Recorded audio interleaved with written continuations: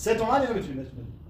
بپیچم براتون. سلام آقا، من از لیلیپوت تماس میگیرم. یه خونه کوچولو ساختم، طراحی گرد و دایره شکل داره. سلام. در خدمتی. میخوام در ساختمونو با دیزاین هلال ست کنم. این دری که پشت سرتونه قیمتش چقدره؟ این در MDF ترکه، روکش PVC ضخیم 14 ضد آب، تقدیمتون میشه 6,700. چه خبر آقا؟ جنگه مگه؟ من نهایت بخوام هزینه کنم 3,500 میخوام هزینه کنم. خیلی پایینه آقا. 6,700 کجا؟ 3,500 کجا میدم بهتون؟ من تعریف دراتونو زیاد شنیدم ولی کلا 3 تومن پول دارم. میتونم یه کاری کنم. اینو که نمیتونیم بهتون بدیم ولی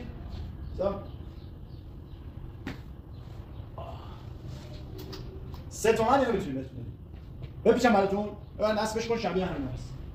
خیلی هم خوشی. در خدمت. داداش دمت گرم، از مرامت خوش آمد. برای فامیلامونم میخوام 20,000 تا فاکتور کن. دیگه لزومی نداره برای نمک به کشورهای دیگه متکی باشیم، چون یک منبع نمک تموم نشدنی برای خودمون پیدا کردیم.